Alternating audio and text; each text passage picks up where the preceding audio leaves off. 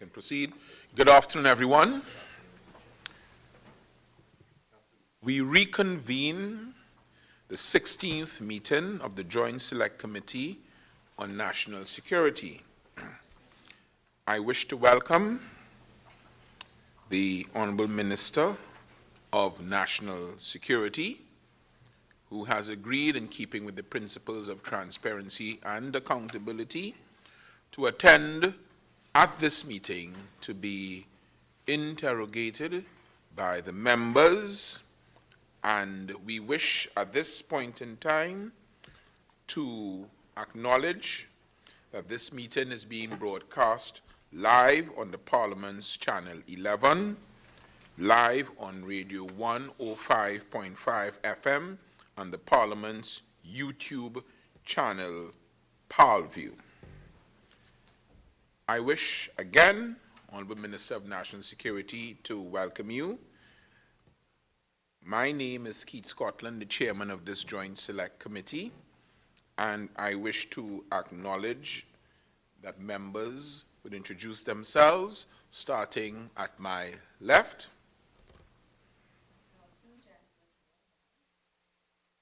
Good afternoon, Rudolph Munilal, member. Good afternoon, Ayana Webster-Roy, member. And good afternoon, Nigel Lefreitas, member.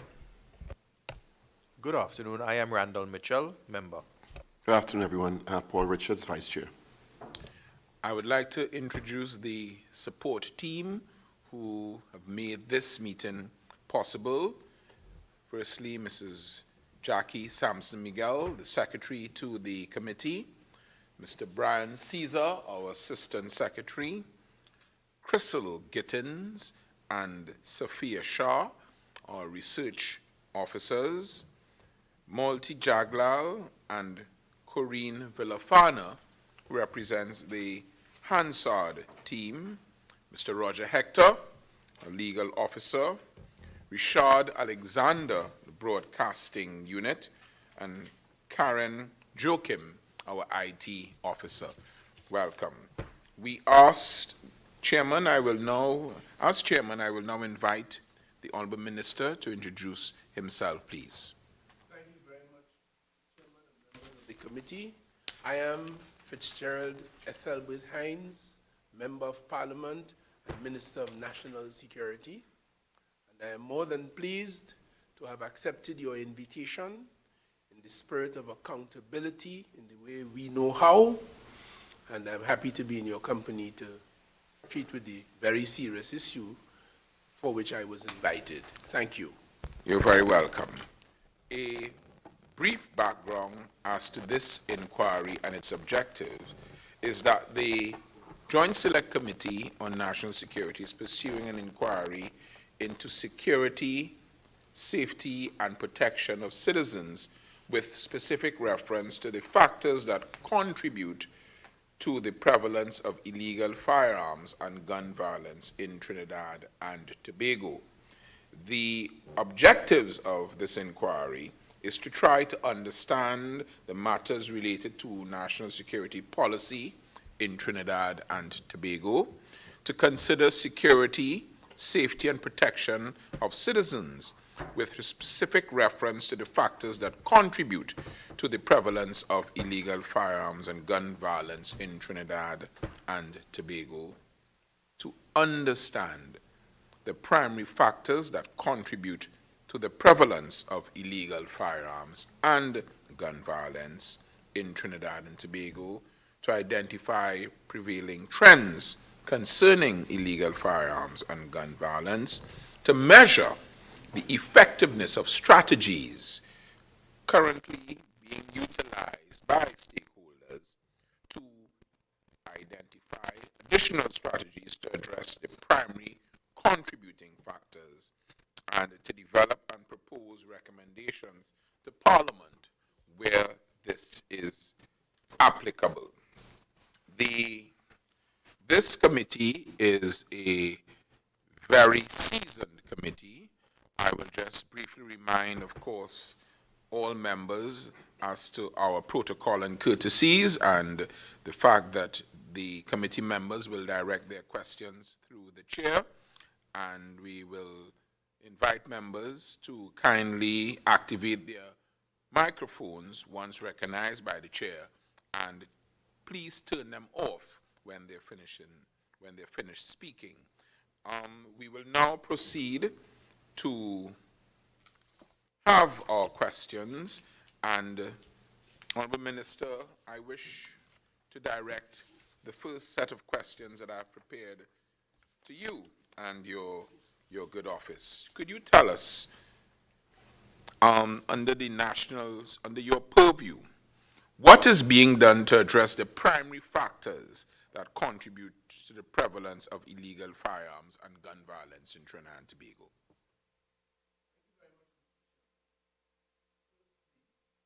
It is the recognition that the bulk of the firearms that are now present in Trinidad and Tobago are, of course, not manufactured here. They come into our borders from other jurisdictions. By now, we are settled as to where the bulk of these weapons are manufactured, and the jurisdiction from which the majority have come. Some weapons, of course, have come from South American mainland, some from the United States. I rather suspect the bulk of them, where the sale of firearms in many of the states of the United States of America is quite legal and quite normal. I myself have visited, like so many of our citizens, shops that make them available, weapons of all descriptions. Of course, they are legally traded there. But of course, they enter our borders, and from the time that happens, it transfers to the realm of illegality, because we have a different arrangement in Trinidad and Tobago where the possession of a firearm must be under license, either to a firearm user or to a firearm user's employee, where he gets a certificate, or to a dealer, or to a gunsmith, or to the Forensic Science Center, by virtue of its work, is authorized to have them, and certainly several elements of the law enforcement platform who are exempt under Section 6 of the Firearms Act from the need for a license in order to possess them. So the first idea is that they're not manufactured locally, they're imported. So to answer your question, Mr. Chairman, we have focused substantially on improving our border security arrangements. The government, in support of the law enforcement platform, and largely on their recommendations as professionals, would have obtained several pieces of apparatus, equipment, to secure our borders. For one thing, we have installed a radar system which has the capacity to see what is happening on our coastlines, any approach of any vessel or aircraft. I'm happy to have you know that at times it has not been fully functional, but at this time it is fully functional. The government has, from time to time, the latest such time was 2021, purchased ocean patrolled vessels, OPVs, which has small boat or fast boat launch capacity, so that when the radar system picks up an approaching craft, these vessels are able to, sufficiently deployed, go after and to see exactly what that incursion might be. In addition to those vessels The Coast Guard has a fleet of other vessels, and of course, we recently, in 2021, established as well the Coastal and Riverine Patrol Unit of the Trinidad and Tobago Police Service, which is responsible for our coastlines and our rivers up to 2 miles out. Thank you for that answer, Minister. Seeing that you have identified the fact that we don't in Trinidad and Tobago manufacture firearms, but you say that they're imported basically, what strategic collaborations regionally and internationally have been utilized to develop any potential solutions then to this issue of illegal firearms and gun violence? The first recognition is that the proliferation, the sale, the trade, the import of firearms in Trinidad and Tobago is part of what we recognize as transnational organized crime. So we do have a very specialized transnational and organized crime unit in the police service, which takes care of that aspect of things. In addition to that, because it's transnational, we have built very strong relationships with our international partners, particularly the United States and all others. In CARICOM, we have CARICOM Impacts, a security platform where we collaborate with our colleagues, with our fellow nations here in the Caribbean. So international partnerships are very, very critical to this because we share intelligence in that forum, we share equipment, we share training, focused training for personnel.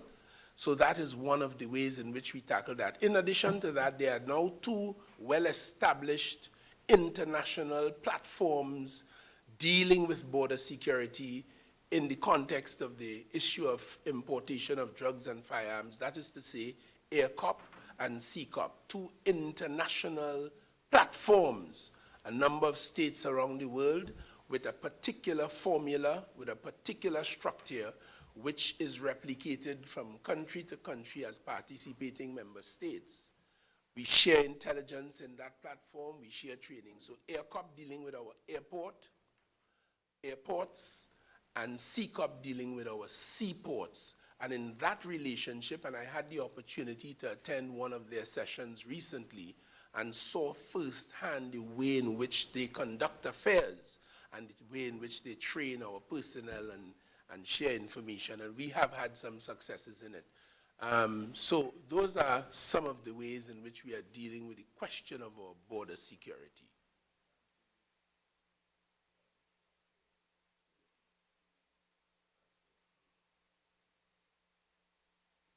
I wish to turn the questions over now to Member Paul Richards. Thank you, Chairman. Good afternoon, Minister. Thank you for being here.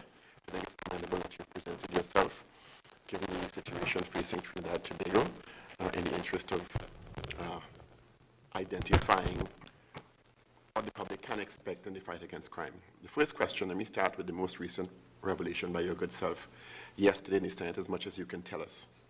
You indicated 108 legal firearms had been identified, used in criminal acts in Trinidad and Tobago, including 4 murders. Would you be able to tell us the time frame involved in that identification, 1? 2, would those legal firearms include firearms issued to members of the protective services, including TTPS, TT Defense Force, Coast Guard, or private security firms in Trinidad and Tobago?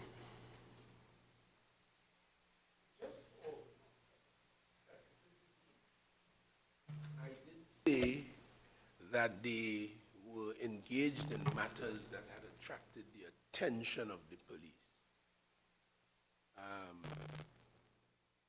The time frame, I would say within recent months, I can't be more specific than that at this point, but within very recent months. And it is not confined to security firms, certainly not confined to law enforcement personnel who might have been issued with these licenses, but I got the impression from information available to me, the general population, persons who have applied for and were in receipt of firearm users licenses. So just to be clear, private citizens but that doesn't include the possibility of law enforcement. Possible, but I couldn't tell you. What I got was the raw data identifying that 108 weapons have come to the attention of the police in some kind of situation, either by virtue of being lost, and some persons have been charged for negligently losing them, which is a criminal offense under the Firearms Act. Some were stolen, and if it is stolen, that's a criminal offense. Some were involved. In fact, since I spoke yesterday, I got further clarification. I think 7 shootings with firearms issued to firearm users license holders, 4 of them murders, and 3 suicides in the context of some of those murders, murder-suicide actually. So those are the circumstances as exist in that regard. A lot of emphasis has been placed by your good self and the acting commissioner of police in the past on the issue of illegal weapons perpetrating most of the crimes in Trinidad and Tobago. Are you now concerned that this 108, as you identified in recent months, is a new development that we should be concerned and focused on in the country? Absolutely. Information available to me suggests that some of the persons who own legal firearms have been negligent in the management of them. As one would imagine, the ownership and the management of a firearm is quite a very serious business, and it requires a sober and disciplined handler and trained handler. We have had cases of people leaving firearms in cars to do shopping and other such things, and criminals got easy access to them, posing a danger to others. We have had situations of persons not securing them properly at home.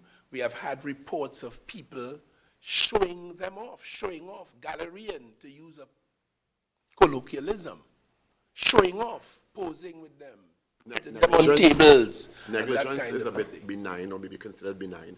Would you have information to suggest that people are transferring their legally acquired licenses of firearms to criminal elements, being more overt as being involved using these legally obtained firearms through licenses to criminal elements to commit crimes? Of the 108 cases of which I just spoke, I'm unable to say that, but there have been cases where persons have made the firearm that they are lawfully in possession of available to criminals for criminal activity, yes. Yeah. Thank you, Mr. Chair. Just to piggyback off of what Member Richards is asking, Minister, could you, and I may have missed this, could you indicate as to whether the 108 is an anomaly in the sense that it's something that's not seen normally, where you would notice an increase in the use of legal firearms in this type of activity? Well, given the time frame, as I said, within recent months, it seems to be a burgeoning problem. Let me put it that way. It's, okay. I take your point about whether it's normal or abnormal. To my mind, quite unusual. And the reason I was asking that is because we've heard in recent times, and I'm not sure if you'll be able to answer this or not. If you can't, understandably so. But we've heard in recent times, in the last year or two, where the number of licenses, firearm users' licenses, has increased quite a bit in terms of what has been given out. Would you say that there's a correlation between the increase in the issuance of firearm users' licenses and this anomaly now occurring? I would easily say that. I would easily say that, yes. Because the records that are available to me show an exponential increase in the issuance of licenses and the issuance of firearms in the context of what the law requires or calls variations. There are persons who would get a license and then they make an application for variation. And that variation now, the recent audit is revealing that the concept of variations may have been severely abused because the process for determining the safety and the security and the capacity to properly manage and the need for an additional firearms was not properly exercised in the context of variations. So now you have many citizens out there with 3 and 5 and 7 and 9 and 17 and 35 guns. That incident in San Fernando recently, as the country now knows, published in the media, the individual who acted in that very horrific scenario, he had 5 firearms.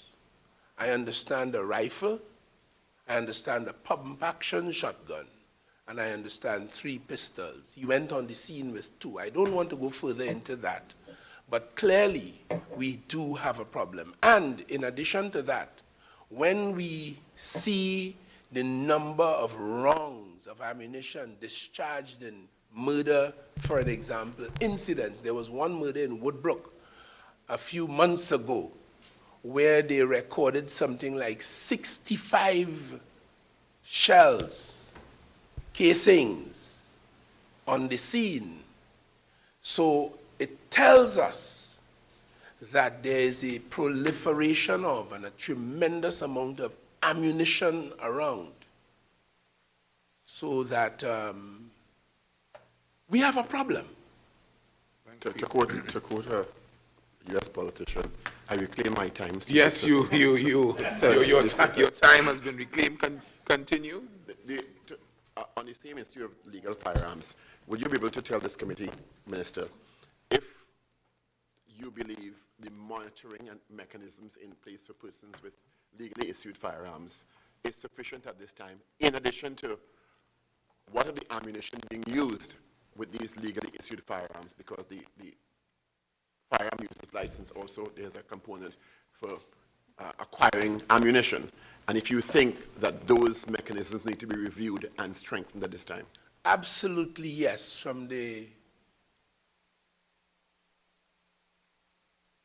question, the information available to me, let me put it like that. The answer to that is yes, because under the law and in the context of police regulations, the police are duty-bound to make regular visits to persons who, like security firms, firearm dealers,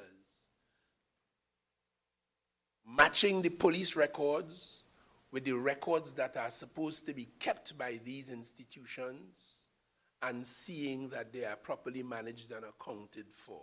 In respect of firearm holders' licenses, there's a requirement that every year you license your firearm. It means, therefore, that you should present yourself at a police station with your firearm or firearms.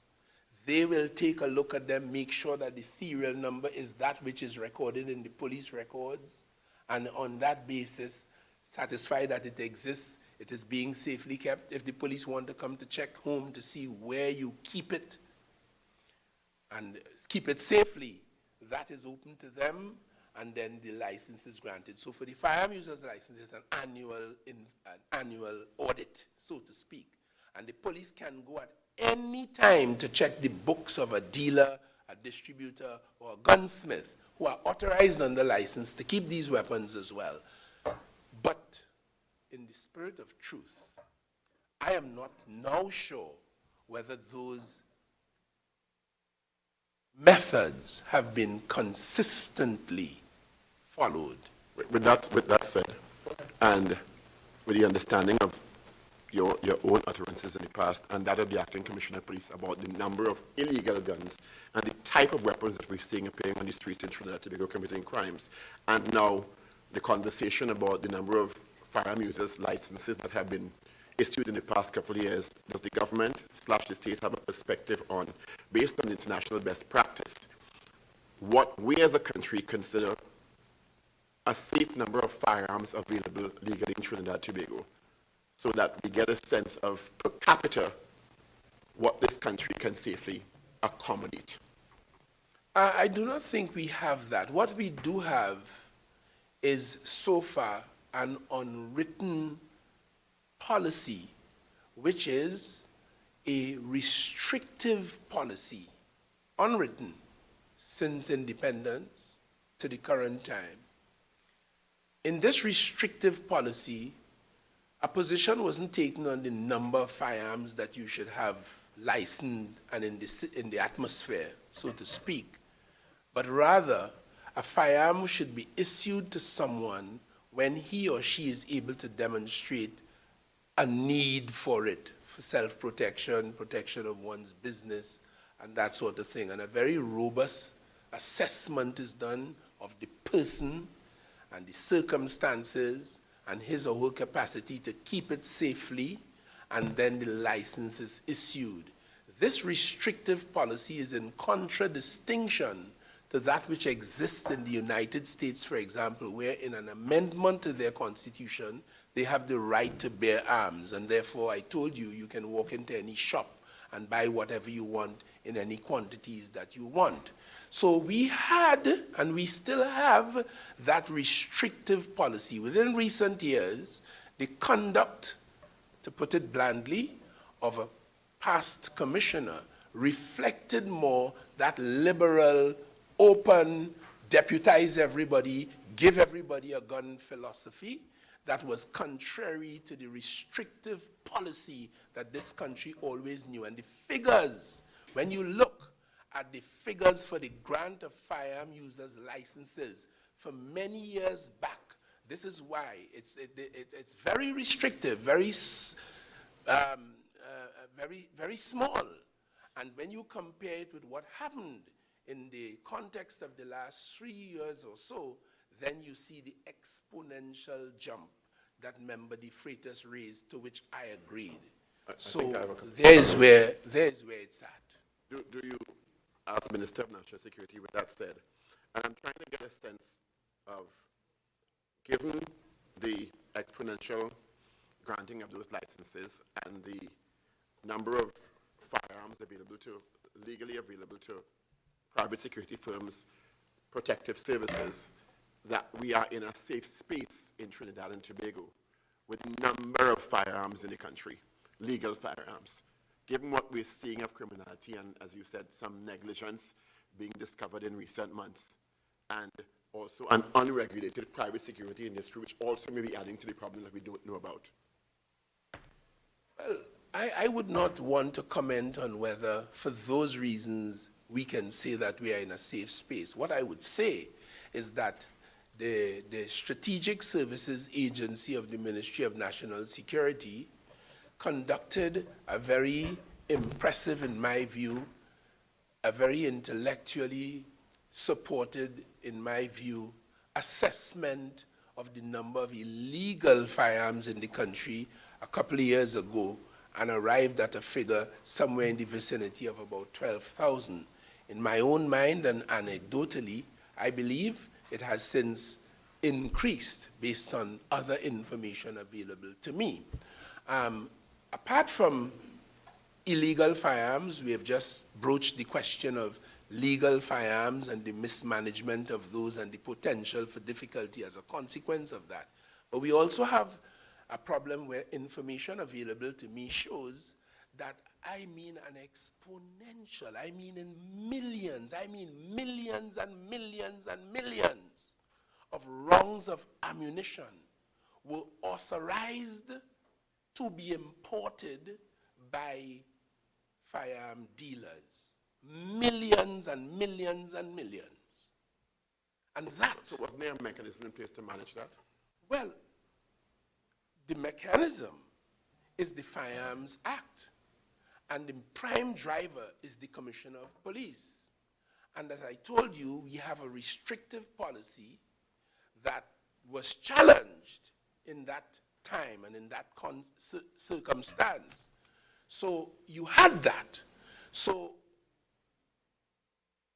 we have an issue. In addition to that, what we have found is that, contrary to previous times, not only was ammunition authorized to be imported, not only was firearms authorized to be imported, and I'm talking about the legal regime in contradistinction to the illegal regime to which I should shortly return, but also we saw an importation of component parts. And for the civilians in the national community, or those who are not aware of what that is, some of these parts might be a brand new barrel. So that the Forensic Science Center, for an example, using ballistic expertise to determine whether this gun discharged this round of ammunition, leaving a footprint for assessment and matching, will now be having a difficulty if the barrel on that weapon is changed. In addition to that, component parts also can include parts that can convert a weapon from a semi-automatic to a fully automatic weapon. And we have records where hundreds of component parts were allowed to be imported in addition to the ammunition and the firearms. Let me skip over now to the illegal gun regime, of which I said there was an assessment of some 12,000, and of which anecdotally, I believe, based on information available to me as a member of parliament, as a citizen, as a former police officer, I believe it's a little more than that. We do have a serious issue with that, and the police have so far for this year retrieved, because we have established, to answer Member Scotland's question about what are we doing, one of the things this government, this minister, initiated as a matter of government's policy, and the police service has obviously taken it up, and are engaged in along with other arms of national security and customs and immigration, is a national gun retrieval strategy, because we came to the conclusion, if you have a minimum of 12,000 illegal firearms around here, and each one of them with access to millions of rounds of ammunition, you can have a serious problem. I compare that.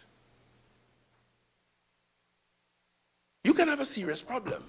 And therefore, a national gun retrieval exercise is underway. So far for this year, the police have surpassed the number of firearms that they retrieved in 2021. Of those 500 plus firearms, 570 something up the road, that they have seized, about 76 of them are what the police will describe as high-powered military-type assault weapons. Thank you very much.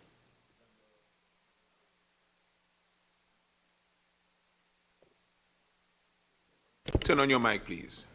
Yeah, is it on? Yeah, don't be distracted by Member Moonlight. Here you go.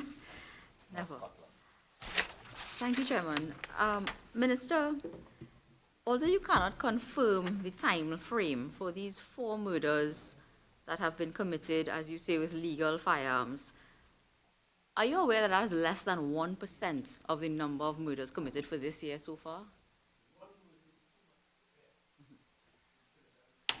So we're looking at the issue now, and it has made front page of the 108 incidents identified, I believe, 108 firearms, legal firearms, you say, being used. And, well, today you've clarified it's not necessarily, you can't say the time period, but you said that they were involved in matters which attracted the attention of the police. All right, I can This may clarify include- that Sorry, now. could I ask the question, please? Yeah. Now, based on what you answered in response to Member Richards, this could include non-violent offenses, meaning offenses such as being careless or negligent with a firearm.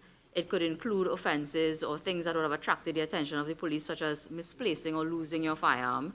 And again, you cannot say exactly over what period of time these 108 offenses took place. So is it that it includes those type of non-violent actually linked to a specific violent crime? I was talking about firearms. Yes, I'm talking about firearms. You said 108 instances Well, where legal firearms would have been used to commit crimes, but you have clarified today. I said 108 would have come to the attention and gaining the attention of the police. And the attention of the police includes non-violent offenses such as being negligent with a firearm, losing a firearm, etc. Does it also Well, include? no. Remember, I can't settle on that. You see, because you don't know what the firearm would have been used for. Well, neither do you, apparently. Some of them were, no, I do, absolutely do. Some of them were used to involving robberies. Okay. I have those figures. What about instances where? Just a second. And those that were stolen or lost, we don't know how they would have been used. Sure. And therefore, the issue is the fact that they have now gone into illegal hands. So the 108 firearms that were came to the attention of the TTPS, could you say how many are now in the possession of the TTPS, having been involved in matters? The commissioner recently indicated that they would have recovered about 18 of them. 18 of the 108? Yes.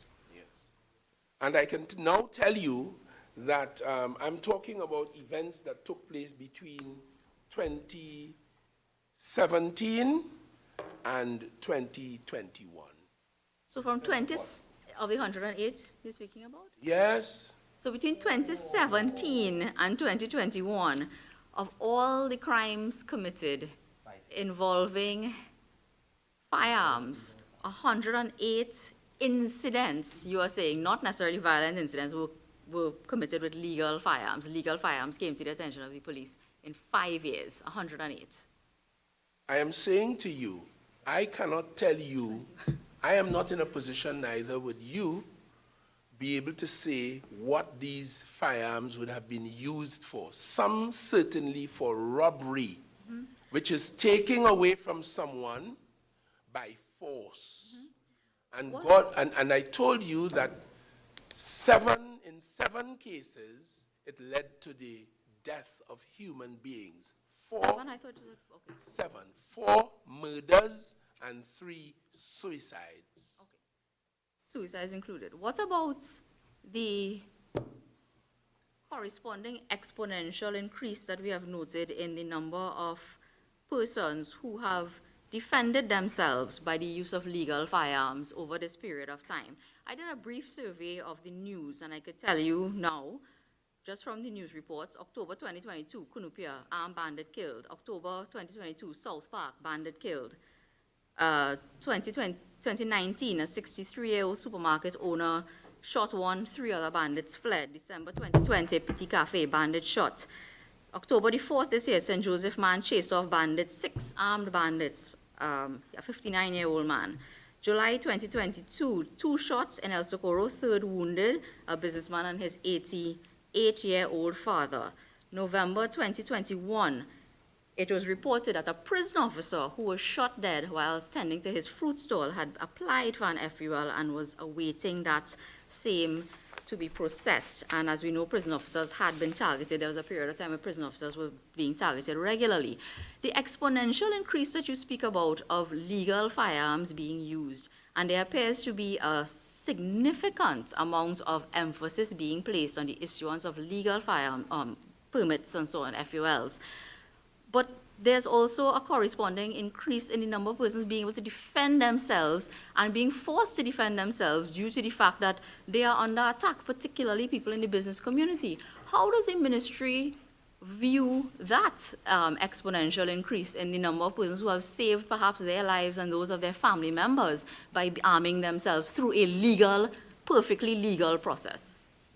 Well, for my part, I don't see this discussion or discussions of this nature as one thing against the other. You're beginning to sound as though you were seeing this as some argument for licensed guns as opposed, yeah, you're beginning to sound so to me, as though you're seeing this as some juxtaposition of a battle between two positions. Licensed guns, give everybody licensed guns, and as opposed to not being able to defend themselves or so. Our focus in national security is the fact that we live in a society that is demonstrating that it is particularly and increasingly violent. Our focus is on the fact that we have so far 563 murders for the year. And our focus is on the fact that firearms are used in 87% of those cases. So whether legal or illegal, the issue of the violence and the mayhem and the gore and the bloodshed is what is of concern to us.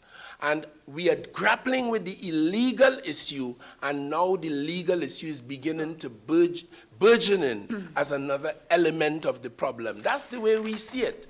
But I don't see it the way you are sounding, as though it's one argument against the next. That to me is futile and unattractive to me. Well, it might be, Minister, however, it is not futile and unattractive to the citizens who are perhaps concerned that there appears to be a war being waged against them, who are seeking, those who may seek to arm themselves. But be that as it may, you just said 563 murders. Is that the current figure for this year?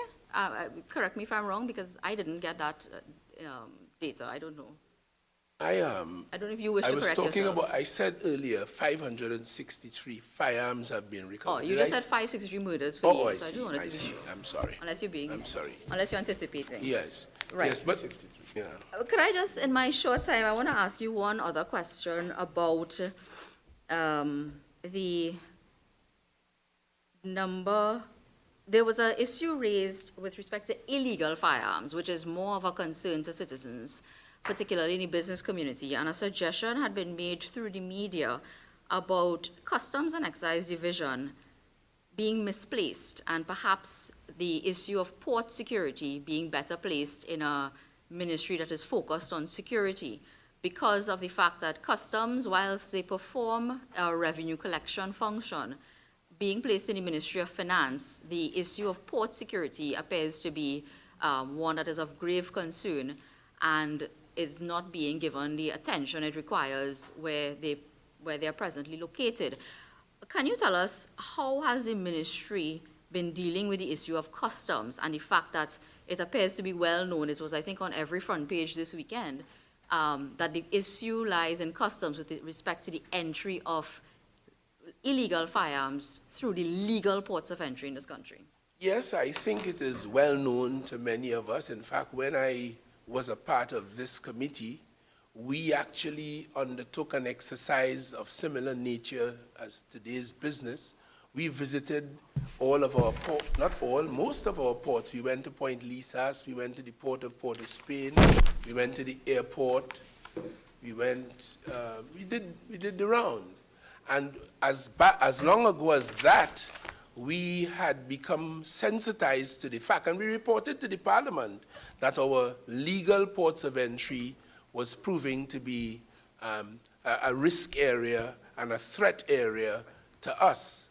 So the Ministry of National Security has a collaborative institutional arrangement in which the customs is a part. So we meet regularly with the customs because we understand the implications of that division for national security, and we have working relationships with them. In the context of the Air Cup and Sea Cup that I had earlier described, customs officers are a part of those units. At the National Interagency Committee meetings we have, the customs is represented, and we work very closely with them. And on the more operational level, the police work very closely with the customs division in treating with that problem. Can you say how many seizures there have been at the legal ports of entry in Trinidad and Tobago within the last year, or let's say for this year, in terms of firearms trying to be smuggled into the country through the legal ports? I am unable to tell you with certainty as to how many, but within recent times there have been some substantial successes by the police, by law enforcement, and in which firearms were found on our legal ports of entry and seized. Thank you very much. Before you continue, and you will have a chance to ask a couple more questions. Would the minister be able to provide us with an answer to that question in writing? Oh, most Because certainly. it's an important question. Most certainly. Chairman, if I could, the Port Authority submission that we all have view of says the last serious interdiction was on the 21st March 22nd, 2021. And it states, one, 2021 one? No, he's not here. Yes, and sure, and I'm aware of the submission, and hence the reason I posed the Who question. is not here, Mr. Chairman? The Port Authority is not Okay, here, so yes, yes. I would ask you, Minister, in Yes. your capacity as the minister in Yes. charge of others, to see what you can provide for us in writing Most relative to that certainly, question. most certainly. Member Lachmidel, you have another question you wish to ask? One more, please. Certainly. Before I give way. Cer- Minister, you, in the submission submitted by the ministry, one of the things when we asked about the mechanisms being used to regulate the conduct of law enforcement, it came up again, this issue of, and it's been in the news as well, of administering polygraph testing and also background checks. Under the former Commissioner of Police, that proposal had been touted, and I believe that those in the law enforcement community raised certain concerns as well as threatened legal action because, of course, it deals with terms and conditions, privacy, constitutional issues, all sorts of different things. Has the ministry given serious consideration to any other mechanism to discipline and to monitor law enforcement agencies to ensure that they are not complicit in the, one, entry into the country of illegal firearms, two, the use of firearms issued to law enforcement in committing crimes? I recall one instance specifically in San Fernando, that's why I remember, of an officer being detained for renting, so to speak, his firearm. And three, ensuring that the gangs and so on are not being protected by members of law enforcement, be it police or otherwise. Apart from polygraph testing, is there anything else that might be a more immediate sort of solution to the problem that seems to be existing with law enforcement? When I was minister in the Ministry of the Attorney General, I got the law enforcement persons in consultation and many others, as well as the Chief Parliamentary Council, the legal drafters, and we did draft a policy and a bill which was presented to the Parliament. It lapsed, and we have put it on the agenda again, I think, where we want to, where we want to arrange for officers of the law enforcement platform, meaning the police service, the defense force, the prison service, customs, immigration, and a couple other elements, to be subjected to mandatory and spontaneous, to use my words, integrity testing. Polygraphing is not the only way in which integrity is tested. Sure. There are other means, and the law was drafted in such a way that it will take into account those things. But as you correctly pointed out a while ago, for the reasons of the Constitution, raising issues of privacy and so on, it would require a special majority. Just a second, I'm finishing.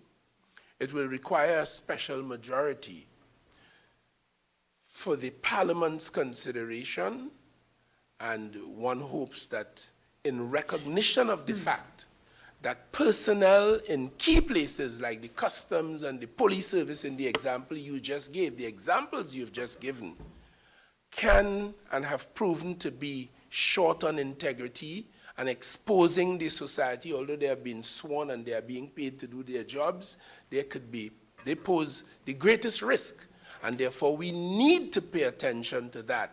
So one hopes that when that bill comes before us all for consideration, it finds favorable consideration, so to speak. But apart from that, the other way in which the integrity of officers could be tested, other than the scientific methods contemplated in the bill as I've just expressed it, is constant vigilance and investigation by law enforcement. Law enforcement have arrested the officer you spoke about. He would have been under surveillance, he would have been charged he would have been arrested, and charged and prosecuted for it. So the way in which this is done is that the very law enforcement has to police itself, so to speak. And that is an ongoing business, and the records will show police officers, defense force personnel, customs personnel, immigration personnel have over the years been charged. But we would like to see more of it, because persons behaving like that in these institutions pose a serious danger to the national security of our country. Thank you, Member Lachmidial. Minister, may I remind, and I don't know if it has slipped the attention, but for those of us who sit well in both houses, there is on the order paper a bill entitled An Act to Amend the Judicial and Legal Services Act, Chapter 601, the Prison Service Act, the Defense Act, the Police Service Act, the Civil Service Act, and the Fire Service Act, the Financial Intelligence Act of Trinidad and Tobago, to provide a regulatory framework for polygraph and drug testing and biometric identification for members of the protective services and certain officers in the judicial and legal service and civil service and other related matters. So maybe that may come to Parliament. Yeah, that's the bill to which I made reference. In a short time, but it's here and it is on the order paper. Thank you very much for your... So I would now ask Member Ayanna Webster Roy, the floor is yours, Madam, and the Honourable Minister, you can ask your questions. Thank you, Mr. Chairman, through you. Thank you for coming to the Honourable Minister. Thank you. In your earlier discourse, you would have mentioned licenses being issued for the importation of component parts. And you highlighted the fact that sometimes when forensics is doing ballistic testing, they would not be able to determine if a round of ammunition would be fired from a particular weapon. Barrel. Yeah, barrel, if they change it. Are citizens required to return or hand in component parts when they import new ones? What's the procedure? Well, the Commissioner of Police is the one who, under the Firearms Act, authorizes the importation of arms and ammunition. And once he authorizes that, then it becomes legal. So that the dealer has this, and then the person applies for a license, and I imagine the Commissioner of Police has the authority to authorize the purchase of a component part. So persons are in possession of these. It may very well be that, so an audit is taking place now to see what the exact story is on those matters. The other thing I wanted to understand, you would have mentioned before that yearly persons would have to present themselves or their firearm for a reissuance of the license. Yes, correct. Given the fact that you would have mentioned that sometimes, some instances, I think it was 108, you said weapons legally brought into the country, coming before the attention of the law enforcement. Yes. Do you think it would be wise for persons to present their weapons or to be audited, persons to be audited more frequently instead of yearly to ensure that they are indeed in the possession of the persons who the license was issued to? It might be useful to consider more than that, but for administrative reasons and for cost reasons and all of that, 6 months might be a little bit burdensome, all things considered. I have no, as at the moment, member, it stands at 1 year, and I have not applied my mind seriously to whether we should contemplate making it 6 months or every 4 months or so, but I do take your point. It means more frequent auditing, cross-referencing, and therefore less likelihood of the thing going totally awry. So I take your point, but it's not something that I have, or we have really focused on as one of the issues in this. Okay, thank you. One other question, Sure. Honorable Minister. It is common knowledge that firearms will come into our country via legal ports of entry and other means. What new strategies would the Ministry of National Security have engaged to help to treat with the importation, be it legal or illegal, of firearms into the country? Well, certainly in terms of the legal regime, we have drafted a policy because the way the Firearms Act is structured, it gives the commissioner very wide powers under that law. So we have drafted a policy, and that policy is now being refined, fine-tuned, taking into account recent experiences and information out of the audit and other means. So it is to inform this draft, and hopefully very shortly this draft will be brought to the attention of the Cabinet of this Republic for its consideration, and once the Cabinet approves it, then it becomes the government's policy in relation to firearms, which will now guide those who administer the Firearms Act, more particularly the Commissioner of Police, in whom all this authority now rests. In addition to that, we have, as I indicated earlier, made efforts to improve our partnership with our international partners. Recently, at the Summit of the Americas in Los Angeles, the governments of the Caribbean, because the problem that we are having in Trinidad and Tobago, magnified as it is, unfortunately, is replicated in St. Lucia, in Barbados, in Grenada, in St. Vincent. All these peaceful, beautiful islands are now having no end of trouble because of the presence of firearms and gangs. I saw the Vincentian Prime Minister recently crying out. I saw St. Lucia in a report 2 days ago crying out. So the region's leaders took the opportunity at that summit to raise this matter with the United States government, from which a number of these firearms flow. And it is that kind of international relationship and understanding and negotiation. We have relationships with the United States where our personnel are given training in e-tracing, where when they discover a firearm, they can trace all the way back to the manufacturer, coming forward to the distributor who it was sold to in Trinidad. And recently you would have seen persons in the United States were charged for illegally exporting guns to Trinidad and Tobago. So that kind of relationship with international partners is at work. As a matter of fact, as I speak to you, I signed off today and indicated my presence at a CARICOM Impacts, which is our regional security team platform, and they are having a symposium dealing with this very question of e-tracing and firearms and how we manage them, because it is a major issue.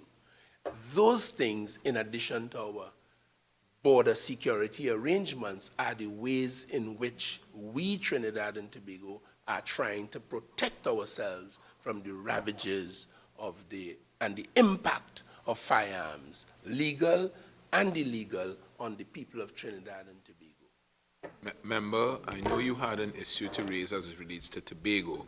You do have your time, so you can.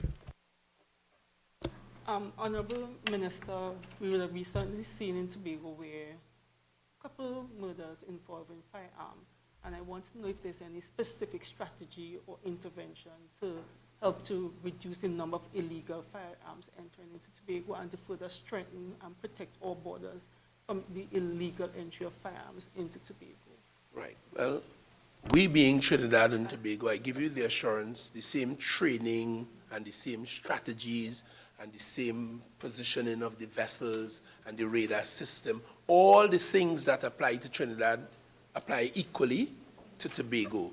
But you do have another issue, the movement of those boats and aircraft between the two islands. So the police service now makes special arrangements. I saw Superintendent Benjamin leading the Tobago Police only, I think, a few days ago, driven by intelligence, no doubt, was able to make a little find on a vessel coming. But I know for many years the police pay particular attention. They pay attention to those vessels and movement, particularly at certain times.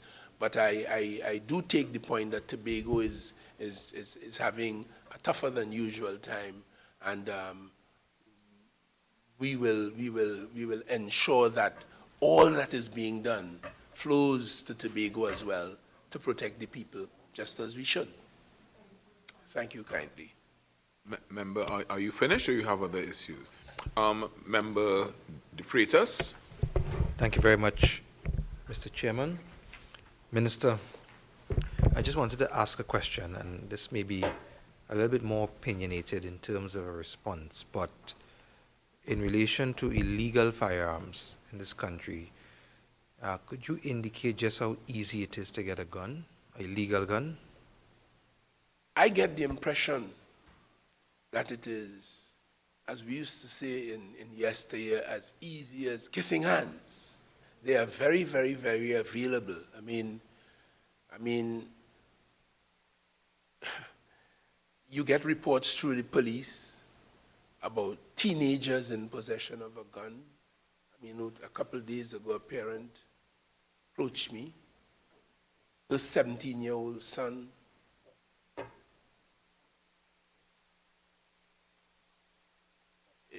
is reported to have been caught by the police with a gun.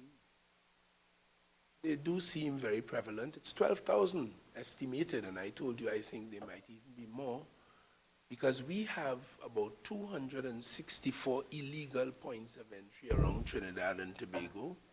And while we do have the radar system, and we do have our vessels that patrol our waters, and we do have the riverine police, and we do have our transnational and organized crime unit operating, but we do have the problem of personnel associated with the state who, by reasons of lack of integrity, may turn a blind eye.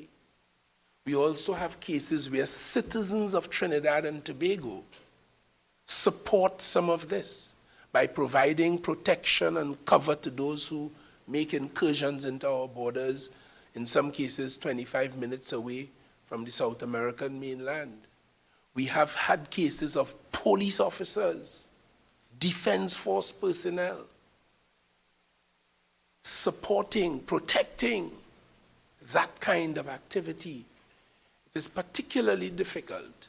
So it's an all-frontier fight on an ongoing basis to try to bring resolution to some of those issues.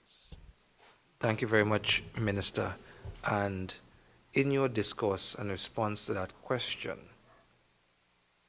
is exactly leading into the next question I'm going to ask, because everything you've just stated speaks to happenings and goings-ons on this side of the equation. In your earlier discourse, you alluded to the fact that, I wouldn't say the majority, but we know that some of these guns could be coming from point of source of the US, maybe other places as well. Yeah. But understanding that the border security in the US is a bit better than the one that we have here and in the Caribbean region, my question is that if it is that we know these guns are coming from that location, how is it that they're slipping through their border security to even get out of the country to arrive here? It almost speaks to a big conspiracy between individuals here and border security there for it to easily move through the system, so much so that we can have a problem now in Trinidad and Tobago. You spoke to collaboration with US authorities and whatnot. Do you think that that collaboration would bear fruit, given that it must start at some point? And based on what we are seeing here, which is the result, it means that something is wrong on that side for those guns to be leaving those shores without being caught. Cannot the US security ramp up the checks and balances they put in place for shipments leaving to Trinidad and Tobago shores to ensure that at the point of source, there's that extra security? A very incisive thought and question, and the answer to yours is yes. In fact, that was one of the issues that the regional governments would have raised with the US and other leaders in the summit to which I made earlier reference. And definitely, yes. So this is where the collaboration works. We get some help from them because we have a problem here. It might be legal there, but when it enters my borders, it becomes illegal here, and therefore we have. And recently we had some collaboration where intelligence shared.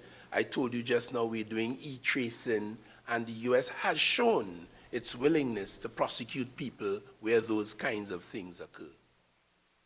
Last question, Mr. Chair. But before you do, just let me add, we also have had cases of citizens of Trinidad and Tobago jutting across to the Venezuelan mainland and Venezuelans jutting across here as part of the arms trade too.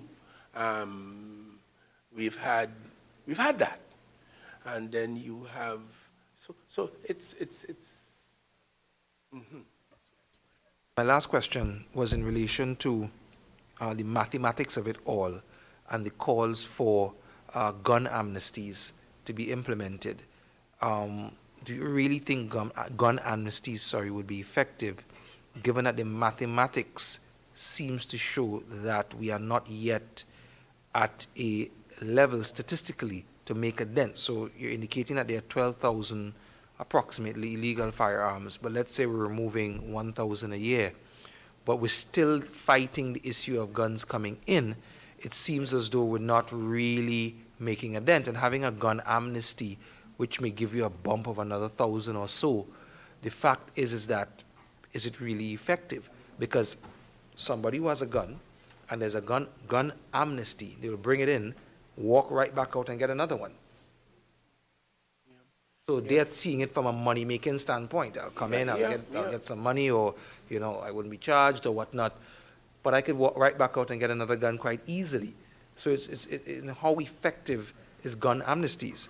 Again, very incisive. There has for years been discussions in Trinidad. I think somewhere back in the late 80s, early 90s, there was some kind of gun amnesty, and it turned out that it was not as successful as might have been anticipated. And there has been some discussion through the years about the value of that. We've not had another one since.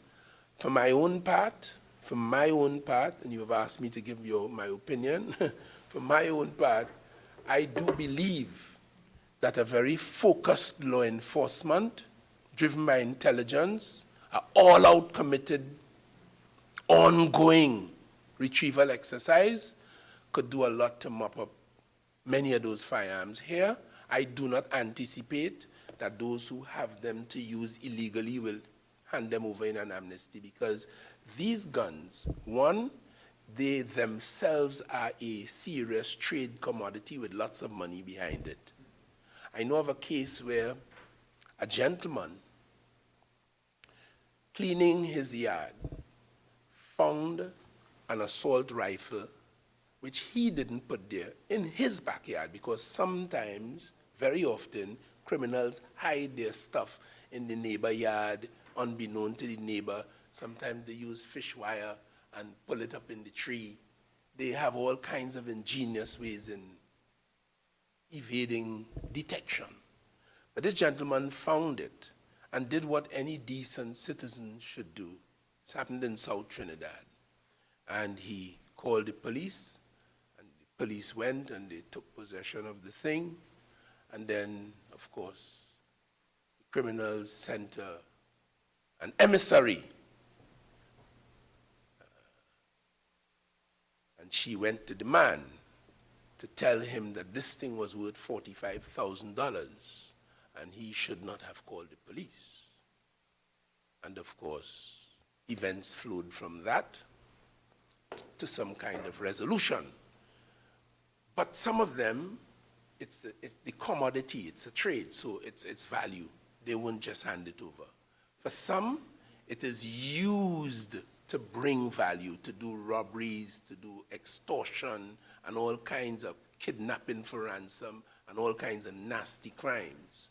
So I do not personally anticipate that persons who have these assets, negative and dangerous and nasty, and detrimental to this society, as they in fact are, I don't believe they would easily hand them over.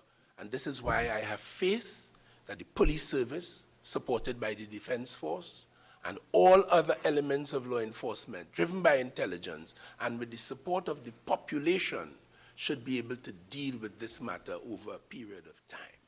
Thank you. While we work hard on hardening our borders in the ways that I have described to stop the inflow of these weapons. Thank you, Mr. Chair. Thank you, Honourable Minister. Before we go to our next member, Member Monilal, you're up next in the order.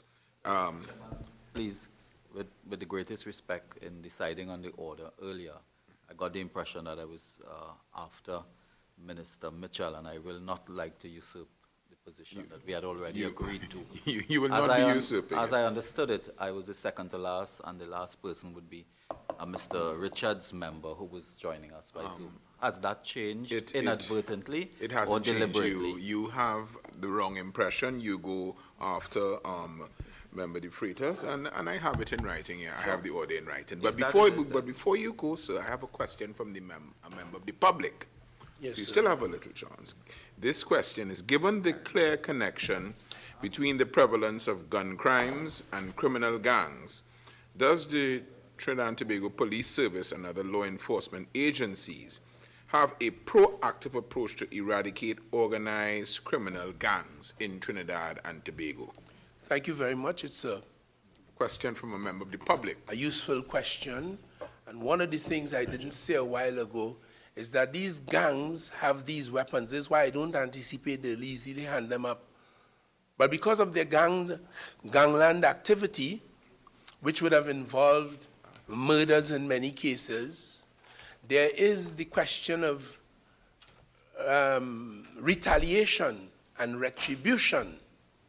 So if you killed my brother or my nephew or my mother, I want to kill you and yours. And therefore, in the context of that retaliation, they need the guns to carry on. Yes. And I don't anticipate they would hand them. But to specifically answer the lady's question, we, as a matter of government policy, long understood since 2010 or 2011, this government understood the adverse and nasty impact of criminal gangs in Trinidad and Tobago.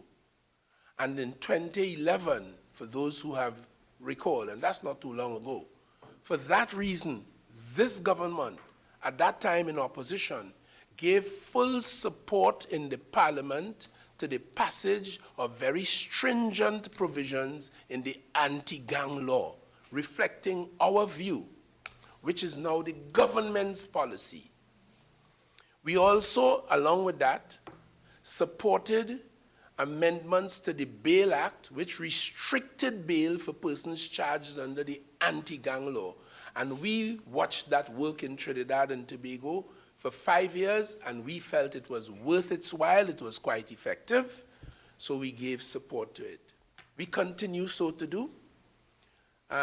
We have an anti-gang law in place today, which the police are operating, and up to recently, and in briefings that I have been able to access, they are, as we speak, targeting gang members, many of whom have been arrested and charged and prosecuted under the anti-gang law.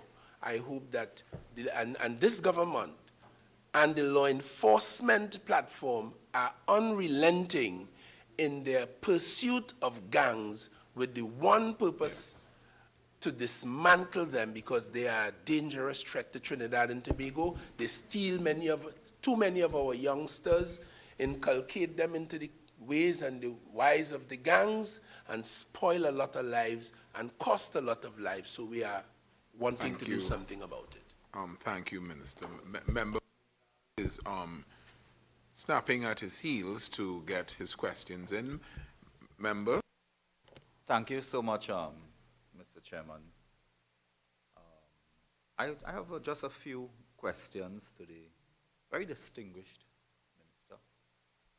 Two broad policy issues and a set of shorter questions for clarification based upon certain statements emanating from the minister during these proceedings. So that is where I would go. Minister, you spoke at length and gave us some type of analysis of your very deep concern with the use of legal firearms obtained through a legal process, in what you describe as some increasing incidents of being involved in criminal activity in the recent past, and that is a preoccupation of yours, as you demonstrated today and in the press within very recent time. Mr. Chairman, if you would allow me, I'm going to lead to a policy issue with this minister and invite him to give me a comment on a very serious policy issue. Minister, bearing in mind that it has been in the public domain, uttered by the former Commissioner of Police, that during his stint, very high-ranking officials of the government, including the Honorable Prime Minister, including the former Attorney General, Mr. Alwari, including Mr. Kazim Hussein, including one Minister Fitzgerald Ethelbert Hines, including other government ministers, and I want to say now in absolute, within my integrity at state, including members of parliament, one such member being Rudal Munilal, who over a period of time requested or recommended persons for firearm use for obtaining an FUL, including your good self, Minister.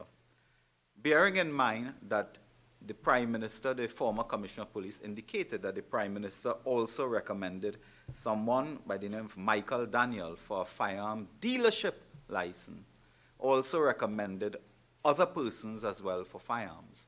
The policy issue is this. Would you agree to a shift in policy so that prime ministers and ministers of government and members of parliament ought not to be recommending civilians, private citizens of any kind, for obtaining an FUL? Well, I don't recall ever recommending anyone for any firearm in this country. And I would want proof of that. Yeah, Mr. Chairman, please. Yes. Yeah. I'm wondering what the relevance of the question No, to it's the not, remit not of that. the inquiry. And I'm sorry, I'm very sorry to interrupt, but is the member, is this some official statement that was made, or was just passing conversation? Is it in an official report? Because the member has just made some allegations, and I would wish to believe that they are not spurious, but he has made some allegations, and I'm not sure where it is coming from, about the Prime Minister and Minister recommending Well, and all of these things. Could I just settle the matter quickly, and I hope that is not, Minister Mitchell is not intervening in my 9 minutes. No, that way. he's But not. could I indicate that the former Commissioner, Mr. Griffith, has stated this in the public domain, and I stand by it, and I can invite the former Commissioner, Mr. Griffith, to deny this, and in which case I would be wrong. But I challenge you to say that I am not wrong. But I'm going to the policy issue. The policy issue is whether MPs and Prime Minister and ministers ought to recommend.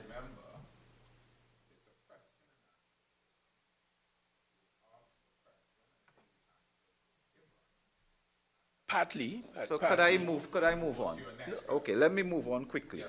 Then another policy issue, well, Minister. before that- But I would like to move on to my next question. I have a limited time here. Thank you very much. Okay. Let's go. There's no need to rhapsodize on the answer. The next question here. Minister, I would like to return to the criminal activity, including murders, that occur, the 99.7% of murders that occur, and 99.7% is based upon a current murder rate of 526, and your observation, because we don't have that correct information, that there are 4 murders associated with legal firearms. That 4 murders is 0.07% of 526. So I'm returning to the 99.7%. And we have heard time and time again about the use of ports and illegal ports of entry and so on.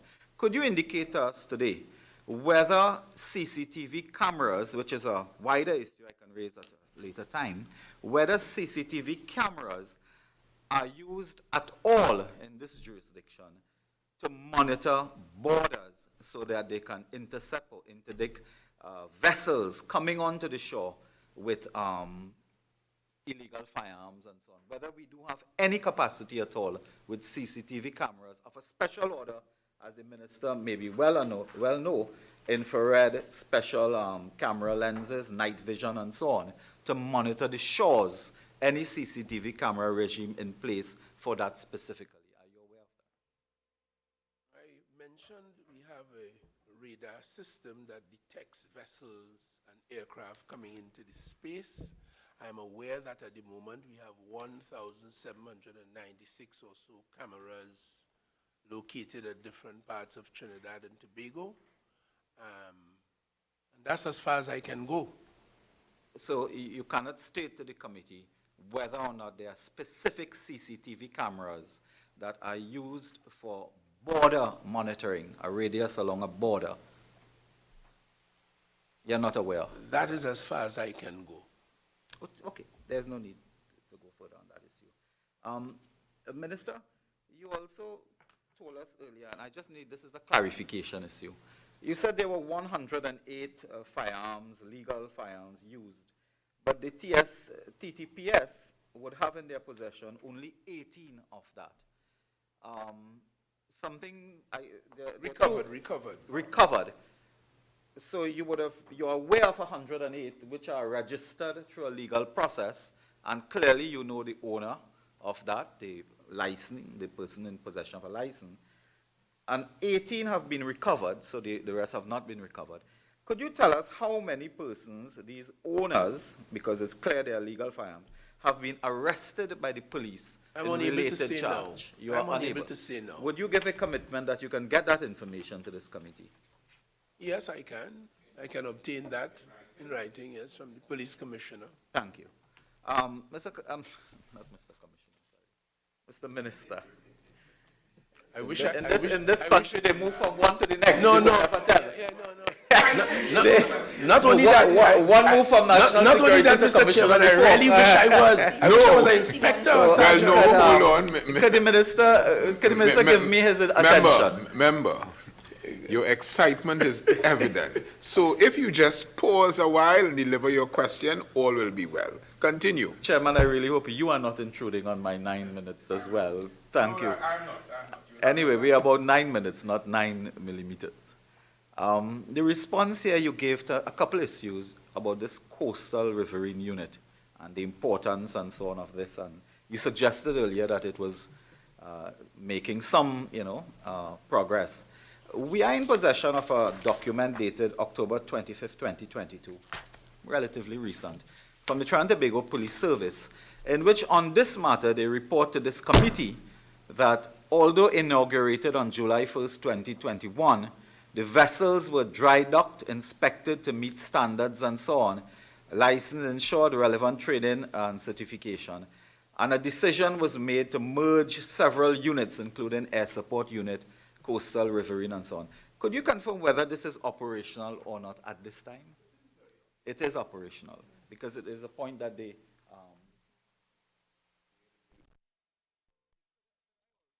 point you to another issue here. The patrol unit, we are told by the TTPS that in this period that they have been operational, since inception of the coastal support unit, 1 firearm has been intercepted. And they said what it is and so on. Are you satisfied that that really is a matter of some significant progress? And what would be the challenges facing this unit?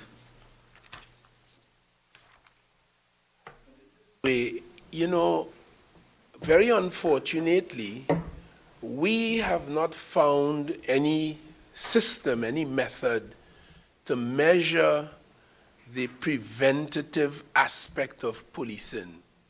So we might talk about how many arrests they make, how many patrols they make, how many firearms they seize. But the mere presence of the police in the rivers as a riverine patrol unit and on our coastlines where a lot of activity has taken place, perhaps is taking place, the presence of the Riverine Patrol Unit is of great significance because they deal with our borders from the coastline to 2 miles out. That's their operation, their sphere of operation. And then they, up until recently, they were given a specialized kind of training, survival training, and greater in-depth police techniques, so that they are now in a position to carry on with their interceptions to perhaps detect more firearms. Let me explain what I mean by that. The police service recently converted the ERP, or the traffic branch as you will know it, from being mere traffic police to traffic and crime fighting unit, so that they got special training. So now when they stop you on the road, they have different kinds of capacity. And recently, they stopped a man who had an illegal firearm in the car. And I suspect traditionally they would have called in other police to deal with the firearm issue. On this occasion, based on the upskilling of these officers, as the Coastal and Riverine Patrol Unit have been upskilled, they could now go the distance. So what did they do? They went, they got a warrant, they went and searched several places associated with the man based on the intelligence they had, and they found other weapons. Yes, so I think what you will see is an improvement in detection, but their presence alone is of great significance to answer your question. I appreciate two parts of that answer. First, would you give us some assurance that you can give us some data to support your contention that there has been an increase in detection? No, I did not say. I said you can expect. Oh, we can expect that in the future. Yes, yes, okay. In light of what I have said. And in the last part of the answer, it hooks to another issue I want to raise, the issue of police patrols and the importance of that in dealing as well with gun violence and persons who roam to commit offenses because they generally use motor vehicles and so on. Some stolen, some may not. And the patrols becomes very important. Are you aware, and could you undertake, if you become so aware, to introduce some type of mechanism at the Ministry of National Security to work in collaboration with the police? And I appreciate, Minister, you have a lot of anecdotal examples of things with stories that come to you and so on. So I also have that type of impressions, so to speak, from stories and so on. And there are issues relating to patrols in the sense that there are police divisions where we pick up information that officers sign their book registry or whatever to go out on patrols, but they remain in some cases sleeping at the police station. And that is a very, very serious matter, because in doing that, you jeopardize and impair everything that we are trying to do in a good way to prevent gun violence and the movement of guns as well, illegal firearms on the streets and so on. Would you reflect on that and suggest whether there's something that the Ministry of National Security and the TTPS can do by way of some management system to ensure that this is eliminated, really? Well, I have absolutely no doubt that there are too many cases of that which you have described: sloth, laziness, smartmanism, slackness, low productivity, inefficiency in the system, not only with the police, I would venture to say as a member of parliament and minister of government, across the country, in all departments, I think, perhaps with two exceptions. I have found this parliament to be one of the most efficient state institutions. But to answer your question, yes, I am aware of cases. I am aware of cases of that kind of sloth and inefficiency, and we are in constant contact with the police commissioner, who is using the disciplinary system, training up the supervisors, the middle managers, the corporals, the constables, and the public also has a role to play in this. A member of the public recently complained about a regular police patrol in a hotspot area that spends a lot of time in a bar. I remember the public complained about that. And it was made available to the senior elements of the police service, and I am aware that action was taken to deal with that. So you are quite right. Part of the issue we have is that kind of inefficiency, and therefore we need to see more professionalism, and I think the platform will be a little better. The second round.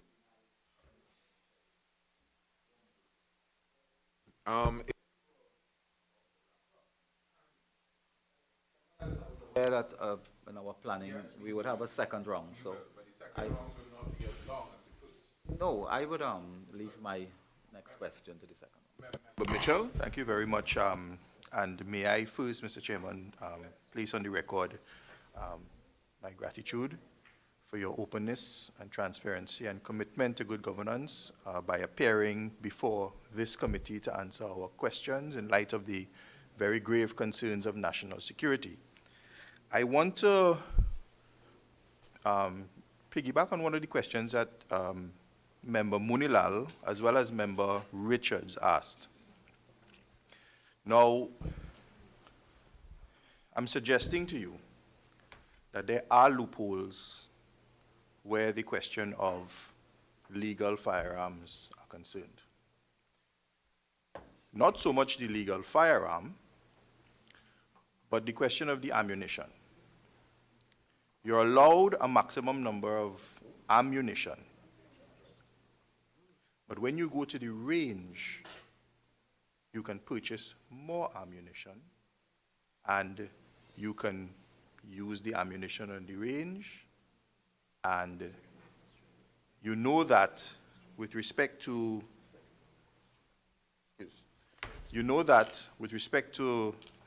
the license, there's a certain amount of integrity and honesty that is implied within the whole licensing arrangement. But there aren't any checks and balances with respect to if I purchase 50 rounds or 100 rounds on the range, whether I actually use those rounds on the range. Mr. Chairman, please. Earlier, Member Mitchell asked me about information. Is this in a newspaper report? Is it personal experience? I would want to give the member a chance to complete his question. And I would be grateful for that. He's asking me. So Continue, sir. there aren't checks and balances because, and the owners of the range, they're doing nothing wrong because there isn't any obligation upon them to ensure that you've used all your ammunition and that you leave with what is written in your book. So I'm asking you, as Minister of National Security, whether there are any plans, any mechanisms, legislative amendments that perhaps can be used to ensure that these loopholes are tightened. Because to use a gun, we accept that you have the gun and you must have ammunition. And the gun can be illegally possessed, illegally come into their possession, but of course then you have ammunition. You must have a steady flow of ammunition. And on social media, etc., when you see the amount of ammunition, when you hear the amount of corn, as they say, being let loose into the atmosphere, there must be a steady flow. And this was one, anecdotally, that perhaps could be a loophole. Are there any plans by the ministry to tighten? Yes, in the context of the audit and the situation that is now in front of us, an audit of the ranges in Trinidad and Tobago has begun, and initial reports have been issued.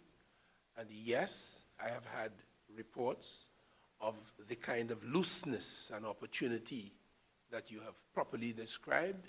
And yes, in the context of the policy, we expect that it will cover improvements in that regard. In the meantime, the police commissioner and his officers have already begun, under the firearm law as it is now written, to tighten up as best as they could.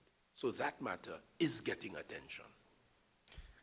The other question, and this is with respect to the legal firearm itself. Now, it is not inconceivable.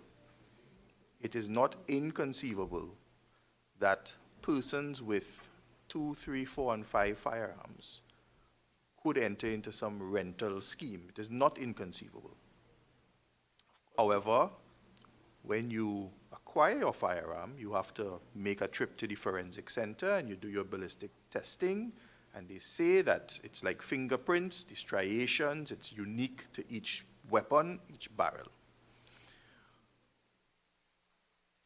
How has the forensic center, the ballistics function, how are they operating? Are they operating efficiently to test to see whether or not legal firearms are being used in murders and in crime?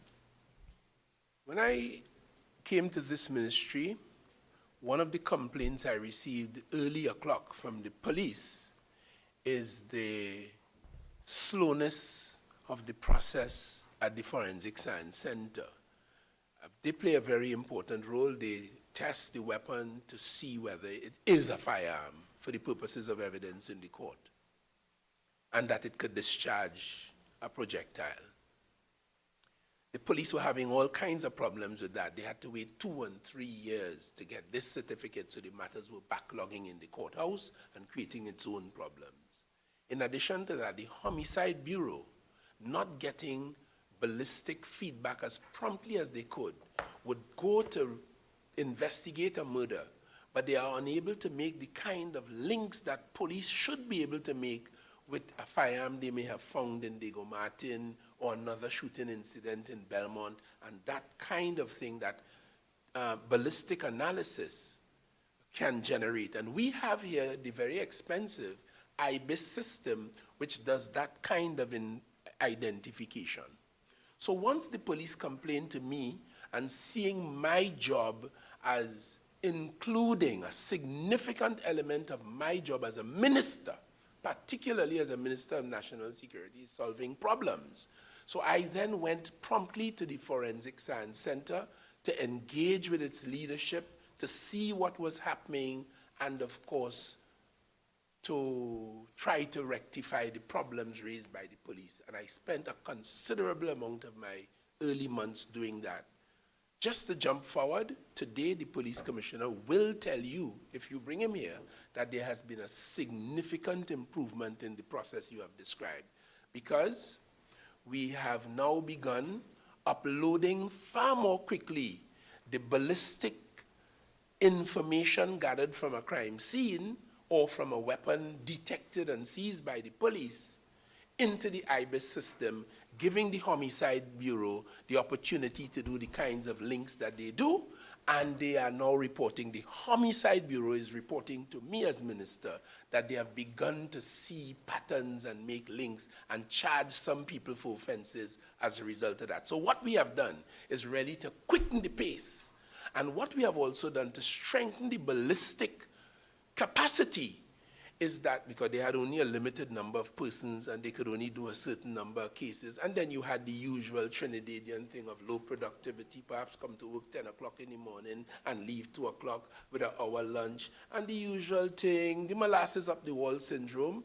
We've started to focus on that in that regard too, and we have put systems in place in there to demand a certain amount of output on a daily and therefore weekly basis. In addition to that, the police established the Special Evidence Recovery Unit, what they call CERU, and they also have inside of the police service now, apart from the Forensic Science Center, the capacity to do some analysis, and they are now analyzing the thing and able to issue a certificate that it is a firearm or ammunition in 48 hours. So it is helping the police to get the case ready for the court in 7 days, because what the police are now doing too, all over the police service, is implementing a case management system where you get that certificate, in 7 days, your file is ready, you are ready for court. So we've tried to quicken the process in that regard. In addition to that, and finally, the police took 21 of its officers and they sent them into CERU.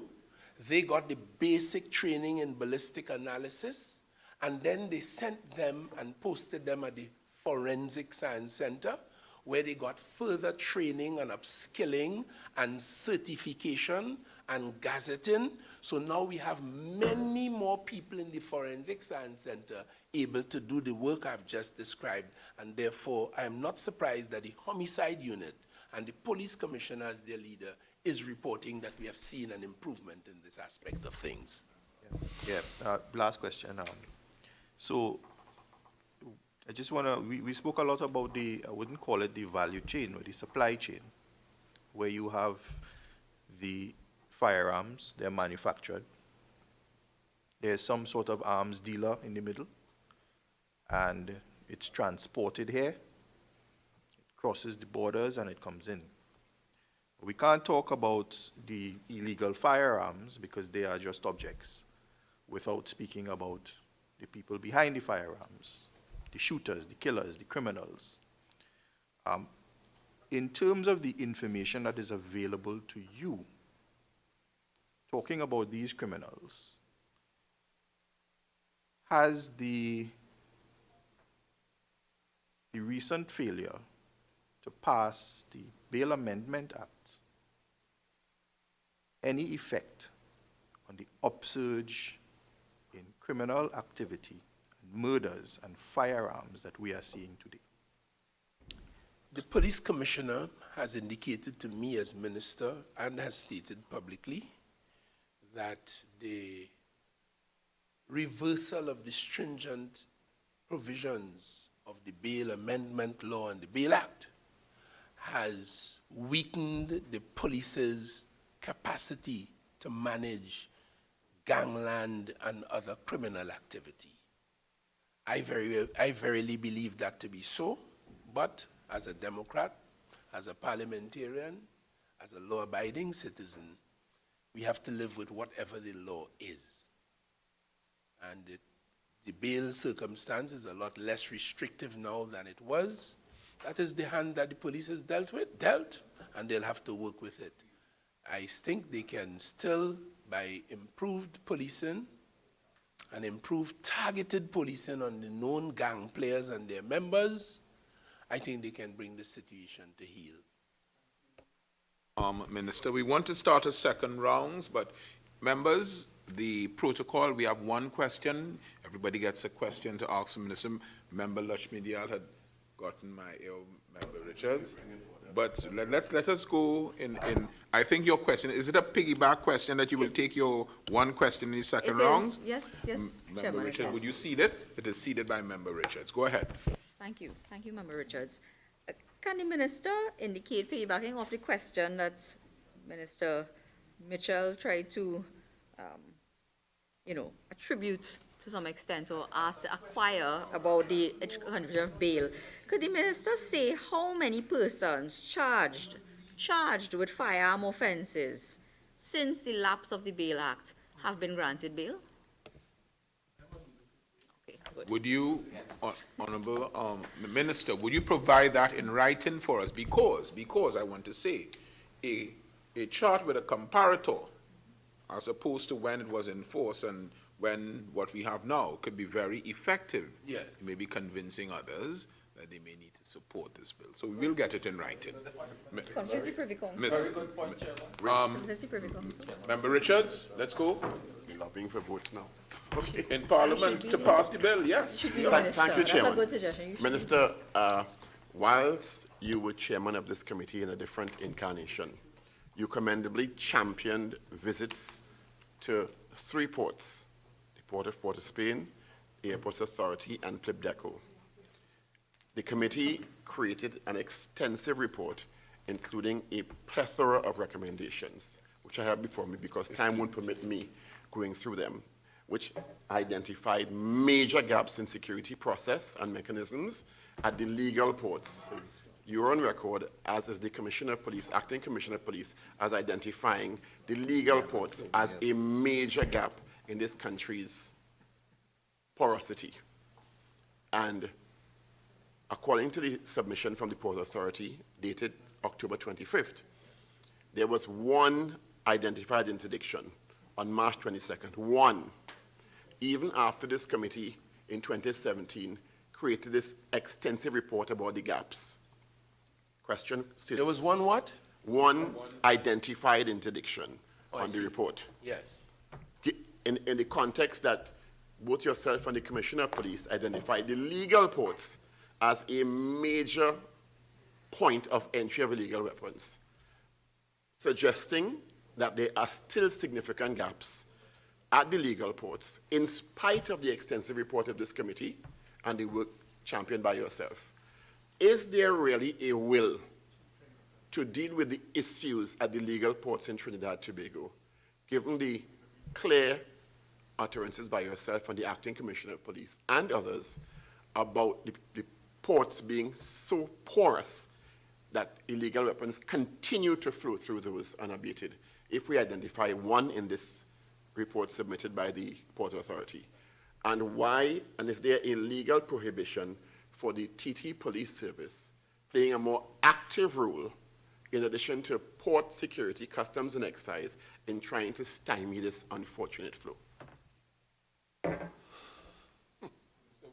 Don't have the amount of time that we had, so give a short answer because we have time Let me constraints. say there is the absolute will. Let me say that when you hear the word legal port, it does not necessarily mean the port of Port of Spain, nor the port at Point Lisas, nor the airport in Piarco or at in Tobago. It also involves some off-station authorized ports of entry, transit sheds, and such like, where some time ago these were established, allowing, or largely on the basis of the fact of the ease of doing business and quickening the pace of trade in the country.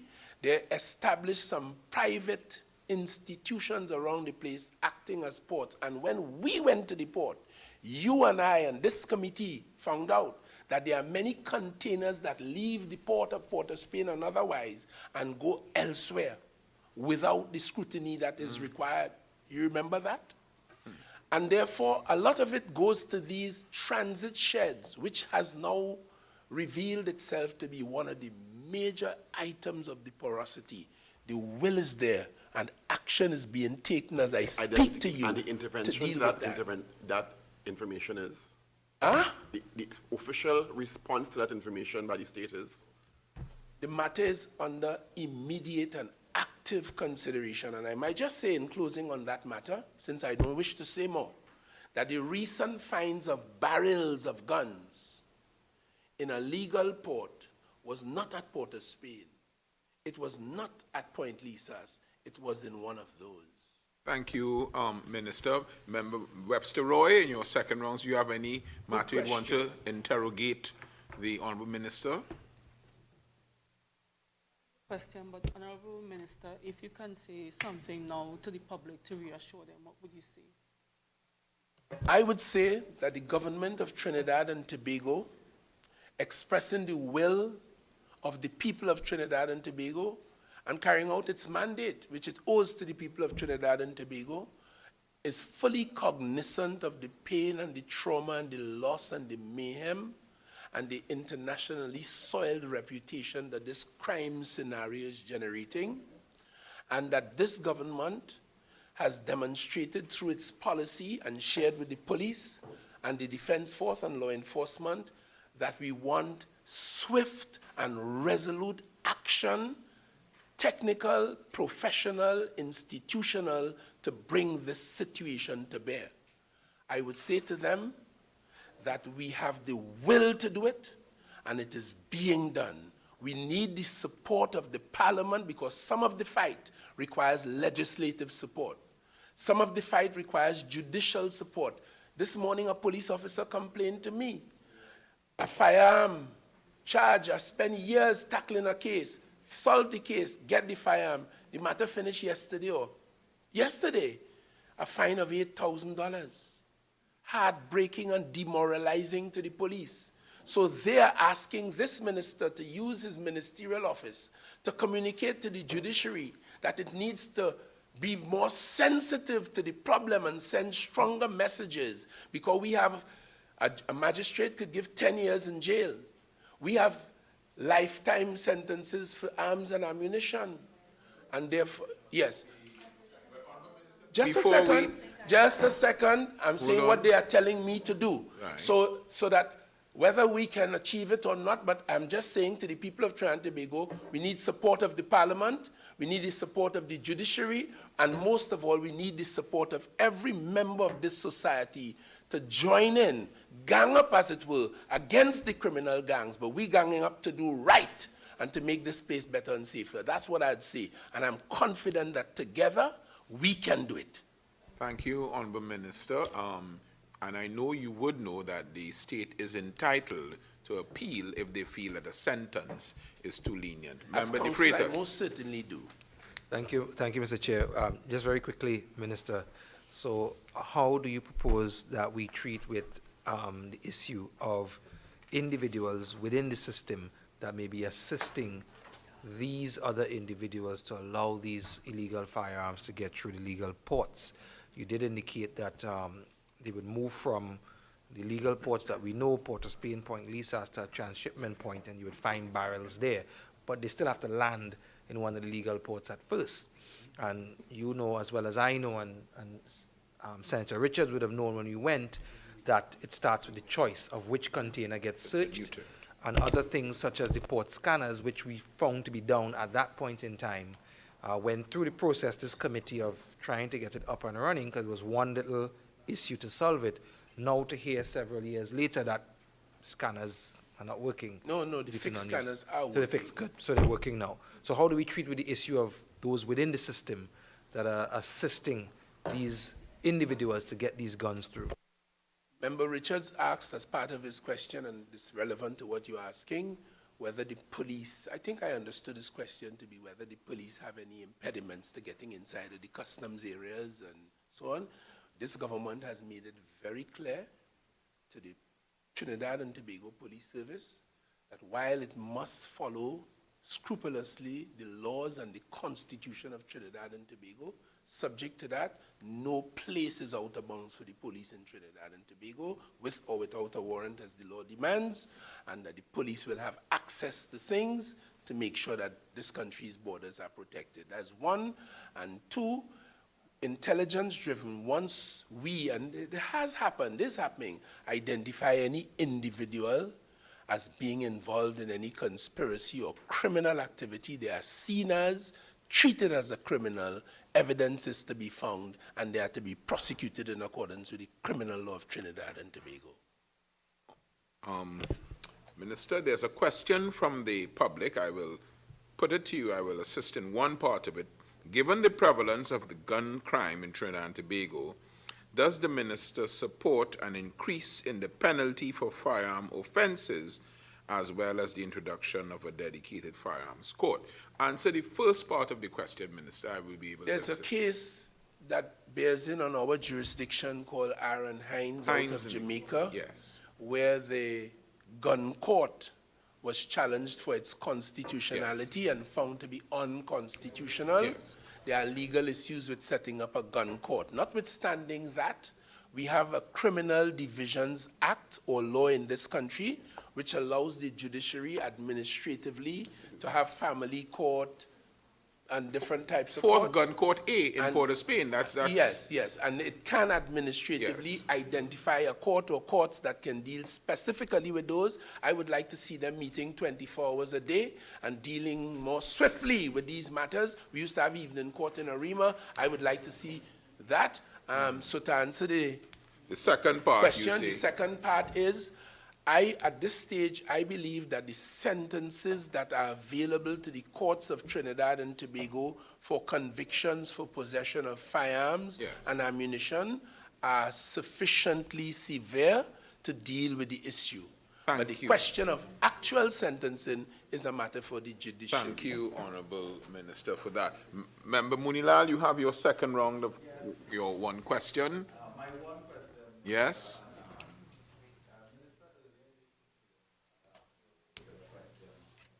the policy issue of whether ministers ought to be recommending persons for FUL. You indicated then that you had no recollection that you recommended persons. Minister, I'm inviting you to reflect on that and to correct yourself. Mr. Chairman, before the member continues, let me Mr. say Chairman, this. I want to finish Hold my on. question. I have not Be- asked a question. I have Well- been invited to your house, Yes. may I? I have not completed my question. Say yes. Thank you very warmly, Mr. Chairman. The member is now rehashing something that went earlier when I was not able to complete my statement. The member is now saying conclusively that I said I did not recommend anyone for a firearm. And then the other part of the question is, should government ministers be allowed? Yeah, he's raising it. So I just want to make it very clear, because the member is now, I'm inviting him to correct himself. yeah, I don't have to correct myself. I am You said that saying, he never did. I am saying I have no recall of recommending anybody for any firearm, and I would like to hear what he has to say. My question to the Honorable Minister is, Minister, on a more relaxed reflection, you recommended 10 persons for firearm to the then Commissioner of Police, and I leave it there. Hey. Mr. Chairman, I want the record to read. I made no recommendation to any commissioner for anybody for any firearm. I can explain in greater detail, but it would be risky and foolish and stupid, and I will not so follow there's that greater trend. detail? However, There is greater detail. suffice it to say, I recommended no one for no firearm. I will leave it right there. Member Mitchell, you have a question that you want to put to the minister? Not my Nasty. question, please. Mr. Chairman, Nasty people. I have no further Excuse me. questions for this witness. The media will get the screenshot. We have been going, we The media will get the screenshot. civilly so far, and I would ask us to continue to persist. Yes? If it is that Member Munia's friend said it in WhatsApp, confidential information. Mr. Chairman, I'm I had no speaking. difficulty when the minister was receiving WhatsApp. I'm speaking. Honorable member and minister, let us arrest Because this situation. we know all who is who friend, you know. And let us not comment any So further. Jacob Member could send me Mitchell, information. you have something that you want to add, not to this, but something different? Mr. Chairman, I was just examining the Firearms Act, and there is no place for a recommender in the Firearms Act, in the application moved process for a license. That's your question? So the member has made an member has made an observation, but Minister, I do have a So question for you. Well, the question was, does he agree with me? Ask the question, member. Do you agree with me That it does not. that there is no place within the application form for a firearms license for a recommender?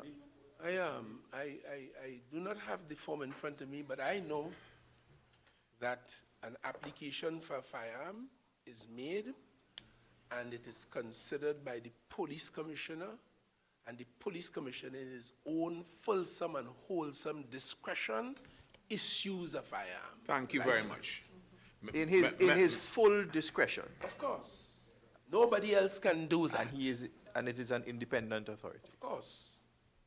There's no place for scandal, Mr. Chairman. These There- things there- have to be clarified. There is no place for anything other than the business of the people of Trinidad and Tobago at this meeting. So going back to the business of the people of Trinidad and Tobago, what do you say, Minister, to those in this country who feel that they're under siege by crime, and particularly crime perpetrated by illegal firearms? What do you say to them? I am rather saddened at that fact. And this is not new. This has been going on for many years in our beautiful island. And it is the law enforcement platform that is charged with the responsibility to confront that situation head on. And this government and this minister is driving, encouraging, supporting, providing all the resources that law enforcement needs in order to be professional, efficient, strong, possessed of the integrity and the honesty that is required, and the compassion for the suffering citizens, go out there, do the job in defense of the people of Trinidad and Tobago. Honorable Minister, I was about to ask you to make a closing comment, but I think that your response to my question aptly represents that. I would want to thank you on behalf of all members for attending today. Members, you all have shown your diversity in the posing of your questions, and this was a very fruitful exercise. I want to tell you that you have marked the reopening by your presence here today of in-person sessions from the Joint Select Committee on National Security, and I want to thank you, and I want to thank all of us for attending. I want to thank all of us for attending. Honorable Minister, you are excused, and we are very grateful for your attendance today. Thank you very warmly, Mr. Chairman and members of this committee, and I look forward to every opportunity to account to the people of Trinidad and Tobago from the Parliament floor, as has been set as an example by my Prime Minister and by other members of this government. We are always willing and able to give account to the people of Trinidad and Tobago through this Parliament. Thank you very warmly. What we will do, we will follow up on the questions, but I want to tell you that your presence here today has generated the recreation and the revitalization of some subcommittees of the Joint Select Committee, and we've gotten unanimous? I think so. Unanimous approval for 2 subcommittees to be established, border control and interagency collaboration. So thank you very much. Great news.